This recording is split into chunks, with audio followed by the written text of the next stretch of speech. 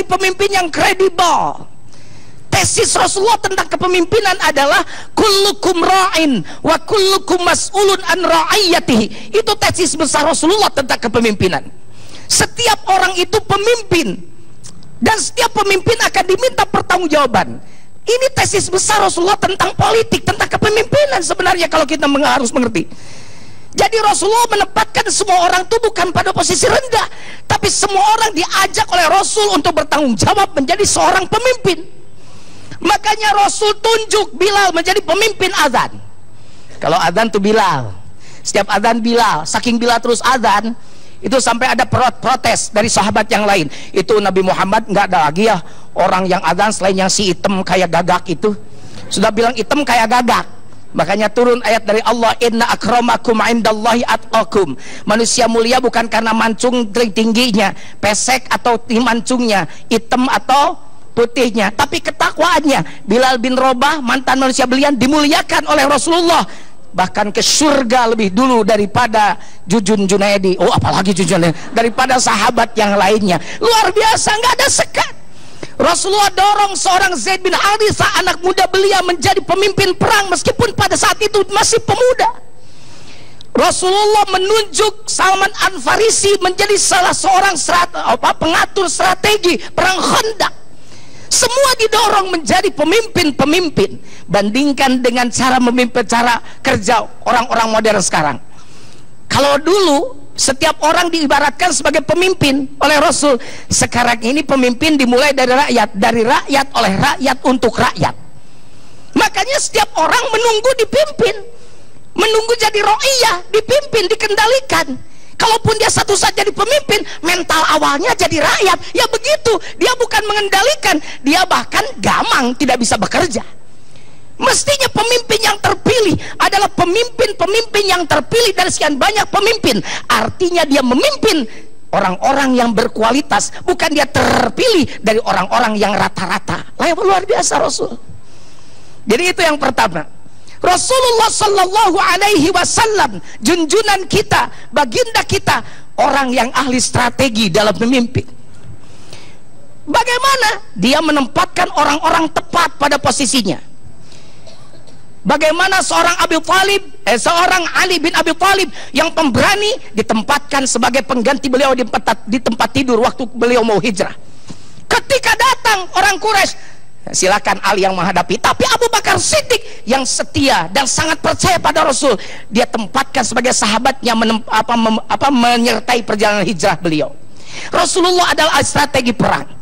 Bagaimana ketika Rasulullah futuh Mekah, kemudian dia mengambil strategi, barang siapa yang masuk rumah Abu Sufyan, dia aman. Orang kafir Quraisy yang tadinya suudzon menjadi simpati pada Rasul, dan banyak yang masuk Islam.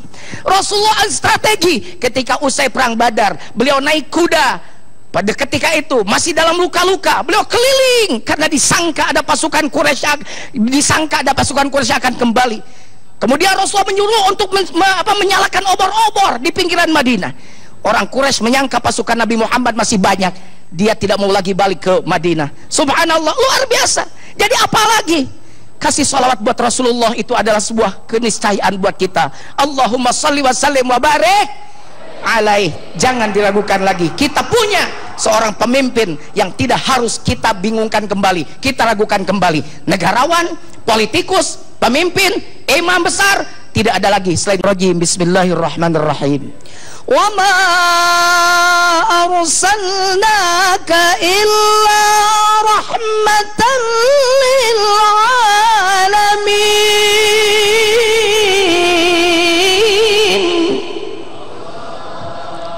Ayat ini hafal semua, ngerti semua, bahwa Rasulullah itu tidak diutus melainkan untuk menjadi rahmat untuk seluruh alam. Kalau seluruh alam, alam besar, alam kecil, manusia, alam semua.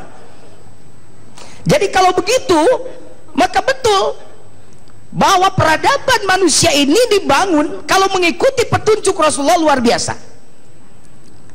Tadi Habib di awal sudah menyebut ketika pidato politik Rasul yang pertama, beliau sebarkan afsus salam, sebarkan salam. Oh Pak, saya juga suka menyebarkan salam, assalamualaikum. Sekarang saya tanya, assalamualaikumnya lahir, assalamualaikum keluar dari mulutnya, tapi begitu keluar masjid hilang sendal aja ngamuk. Semua orang dituduh, datang ke rumah, marah dari masjid, dibawa ke rumah. Istri nyodorin air malah ditumpahin. Lu nyodorin air hambar amat, nggak pakai gula ya? Istrinya nangis, sakitnya tuh di sini, di dalam hatiku. Tuh jadi nyanyi di masjid nih. Saya sudah coba untuk tidak, tapi ini keceplosan juga nih. Kenapa? Tadi bilang assalamualaikum, jangankan menyelamatkan orang lain, istri saja tersinggung perasaannya. Tapi Rasulullah coba, jangankan pada manusia. Konon Rasulullah Sallallahu Alaihi Wasallam dalam orang yang suka baca Barzanji, ini suka baca Barzanji enggak? Ya itu baca Barzanji coba. Dalam satu bait dikemukakan pohon kurma menangis. Ketika Rasulullah meninggalkannya karena sudah khutbah di mimbar. Ternyata kenapa dia menangis? Karena biasanya Rasul khutbah di dia. Di pohon itu, tapi kemudian Rasul pindah, dia menangis. Dalam satu hari diriwayatkan sampai hampir terbelah itu pohon. Akhirnya Rasul mendekapnya. Rasul bersabda, bakat ala makanat tasma'u minaz zikri. Dia menangis karena dia selalu mendengar zikir yang biasa dia dengarkan. Bayangkan, itu bukan kultus, itu berdasarkan hadis. Kenapa kita mesti bertanya, oh itu baca barzah itu kultus? Tidak, itu berdasarkan hadis bahwa pohon kurma saja baru jauh beberapa meter dari Rasul menangis. Sekarang saya tanya, kita sudah berapa abad jarak darimu ya Rasul? Berapa jarak darimu ya Rasul? Menangis gak? Ingat gak? Malu gak? Mencontoh gak? Beliau jangankan pada manusia, ketika memimpin pasukan perang, beliau katakan pada pasukan perangnya, wahai pasukan perangku, jangan kau ganggu anak-anak, jangan kau bunuh wanita, dan jangan kau rusak tanaman-tanaman. Tanaman saja diamanatkan oleh Rasul. Kita sekarang aku umat Nabi, Masya Allah, boro-boro jadi rahmat buat alam, jadi buat istri saja sudah menyinggung, buat alam, pergi ke hutan, nebang rajin, nanam jarang. Makanya lihat hutan sekarang, dulu hutan diserahkan pada harimau aman. Kenapa sekarang hutan dijaga sama polisi hutan gundul? Aing mah teu ngarti ya. Bener, rahmatan lil alamin, bukan hanya pada manusia, pada alam. Sekarang bagaimana kita? Indonesia adalah negara kesatuan Republik Indonesia. Kekuatannya apa? Indonesia tanah airku. Kekuatan itu tanah dan air. Sekarang tanahnya banyak dirusak, airnya banyak dirusak. Terus mana lagi kekuatan bangsa ini? Tanahnya saya dijual sama orang asing mulu. Yang punya pabrik pinggir jalan siapa? Tung Seng, Lubang Jin, Bautai, Tekoseng, Chan Siang. Pegawai pabriknya siapa? Ocid, Omod, Ikin, Eman. Ini serius sih, saya ngomong di TV nasional, bukan main-main. 50 tahun bangsa Indonesia kalau mindsetnya tidak dirubah, maka bisa jadi bangsa ini akan menjadi tamu di rumahnya sendiri. Lihat Rasulullah, beliau menjadi rahmat untuk semua alam, bukan hanya manusia. Makanya afsus salam, yuk kita bicara salam. Assalamualaikum warahmatullahi wabarakatuh. Ada 3 di dalam salam itu. Ada keselamatan, ada rahmat, ada keberkahan. Jadi artinya ketika Rasul menyuruh menebarkan salam, itu pada hakikatnya sedang menyuruh kita menebarkan salam.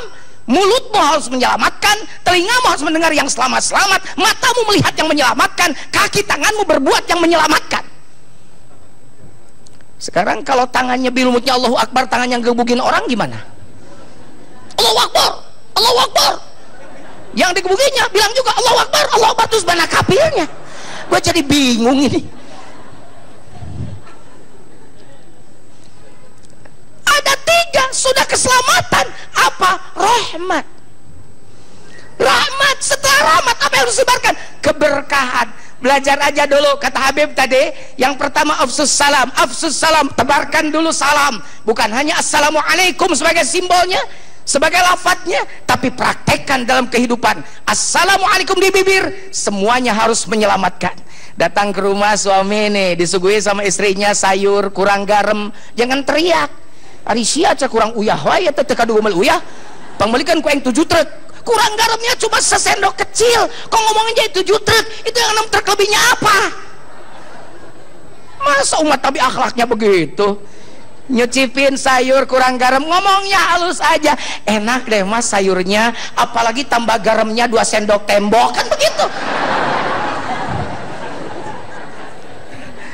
Nyicipin sayur ternyata asin, jangan ditumpahin ke mulut, ke mukanya. Siapa cai laut ya teh? Bikin apa? Ngabar ruang kainnya? Bukan. Cicipi sambil ngomong, mbak enak deh sayurnya, apalagi kalau tambah airnya 2 ember. Begitu. Ini yang kecil-kecil aja. Saya mah tidak suka melangit-langit. Kalau ngomong afsus salam begini aja, sudahkah anda, ucapan anda, tindakan anda, perlihatan anda, kelakuan anda menyelamatkan orang lain atau belum? Kalau belum, berarti amanat Nabi yang pertama, bahwa kita menjadi umat Nabi yang suka menyebarkan keselamatan, masih tidak dilaksanakan. Belum apa-apa kita menjadi umat Rasulullah Sallallahu Alaihi Wasallam. Rasulullah Sallallahu Alaihi adalah ketika beliau berhijrah ke kota Yathrib. Beliau memilih hijrah ke kota Yathrib yang kemudian dinamakan beliau Madinah. Tahu bu nggak kenapa sebabnya? Harus tahu. Ibu harus tahu bahwa minimal ada 3 profesi orang Arab pada saat itu. Yang pertama petani, seperti orang Yathrib. Yang kedua pedagang, seperti orang Quraisy Mekah. Yang ketiga yang nomaden, hidupnya berpindah-pindah tempat di padang pasir. Nah, Allah hanya memberikan Rasul itu untuk pindah saja, hijrah saja. Makanya Rasul pasukan berani hidup. Makanya jangan pasukan berani mati. Kalau saya kurang setuju kalau pasukan berani mati. Kalau Nabi pasukan berani hidup. Ketika dikepung di Mekah, beliau bisa saja minta bantuan Jibril, coba timpa sama gunung, kan begitu. Di Bidujah menawarkan, waktu Taif aja menawarkan. Tapi Rasul tidak, atur strategi. Beliau pasukan berani hidup. Makanya Nabi hidup. Kalau Nabi mati saat itu berjuang jihad, belum tentu Islam sampai ke Cibubur. Betul nggak? Nah udah. Jadi Rasulullah memilih Yathrib. Kenapa? Karena pedagang ataupun orang-orang nomaden pasti membutuhkan tempat yang disebut tanah pertanian. Pedagang menukarkan wolnya, menukarkan hasil dagangannya untuk berdagang, mampir di tempat pertanian, minum air untuk menyegarkan tubuh, melanjutkan perjalanan. Orang-orang yang nomaden hasil daripada gembalaannya, kambingnya, wolnya dijual, susunya dijual untuk mencari makanan-makanan yang lain dari pertanian. Jadi itu salah satu inti Rasulullah memilih Yathrib. Oleh karenanya maka dari Yathrib inilah Islam kemudian berkembang. Kalau boleh saya katakan, mungkin kalau belum ada Yathrib, kalau tidak ada Yathrib, Islam susah berkembang. Tapi ketika Rasul memilih Yathrib, maka salah satu kefatonahan Rasul itu, pedagang mampir, yang nomaden juga datang. Yang lebih hebat lagi, Yathrib kemudian dinamakan oleh Rasul menjadi Madinah. Karena ada hubungan dengan apa? Ad-din. Rasul menata Madinah Yathrib itu berdasarkan aturan Allah. Meskipun tadi kata Habib dijelaskan, hidup di Madinah itu bukan hanya Muslim saja, Zoroaster ada, Majusi ada, non Muslim ada. Tapi bagaimana Rasul menyiasati kehidupan itu dengan baik di bawah naungan Islam. Jadi apa kaitannya kemudian din, Madinah dan tamadun? Orang yang melaksanakan agama dengan baik, kepasrahan, maka itu dinamakan menjadi sebuah kota Madinah. Karena orang yang menghuninya orang-orang yang tunduk pada kepasrahan pada Allah, menata dirinya dengan landasan agama.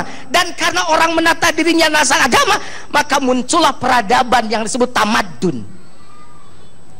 Jadi kita jangan lupa bahwa Islam itu tidak hanya mengajarkan ritual ibadah, sholat, puasa, tapi bagaimana Rasul mengajarkan dari ajaran Islam ini muncul peradaban-peradaban mulia yang konon kemudian menjadi anutan semua peradaban yang sudah besar pada saat itu. Eropa tumbang, Romawi tumbang, semuanya kemudian berkiblat pada peradaban Islam Madinah yang disebut oleh kita, yang dikenal oleh kita sekarang. Saat itu Rasulullah Sallallahu Alaihi menatanya. Tadi balik lagi yang tadi, ini hebat ini yang tadi. Afsus salam, silul arham, at'imut ta'am, wasallu bil laili wan nasu niyam, diterapkan.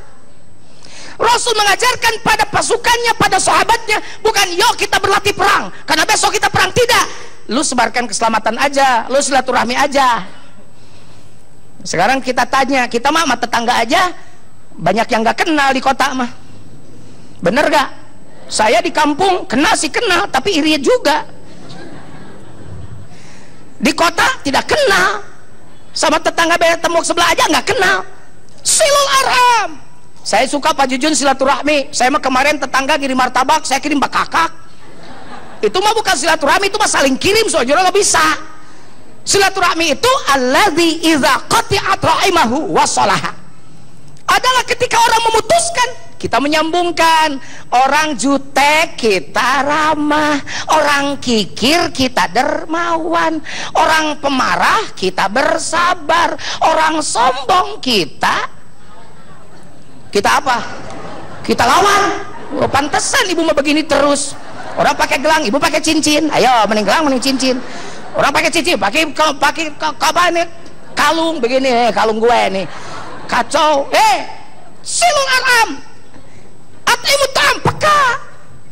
Umrohnya rajin, anak yatim pinggir rumah nggak tahu.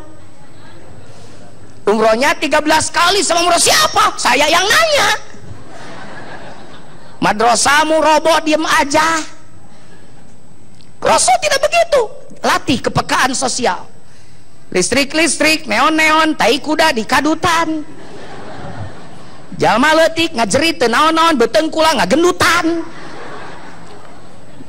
Yang lain ngampar, yang lain nabeh, yang lain lapar, yang lainnya sebeh, wareg, kenyang. Makanya Rasul bersabda, tidak disebut orang beriman yang dirinya kenyang, tetangganya kelaparan. Diatur semuanya oleh Rasul peradaban itu. Jadi Islam tidak hanya Allahu Akbar, tapi Allahu Akbarnya dipraktekkan dalam kehidupan. Allahu Akbar, Allah yang tertinggi, yang terbesar. Dia hidupnya tidak sombong. Itu diajarkan Rasul dalam perilaku. Assalamualaikum, keselamatan bagimu engkau sekalian sebelah kanan kiri saya. Beres sholat, keselamatan ditebarkan. Islam, Madinah, din dan tamadun adalah salah satu kekuatan besar yang akhirnya menjadikan Islam berjaya di muka bumi ini. Din, agama, Madinah adalah tempat di mana orang melaksanakan agama. Tamadun lahir dari din dan Madinah, peradaban yang di dalamnya mencakup semua aspek kehidupan yang membanggakan untuk kita semua. Mulia di mata manusia, hebat di mata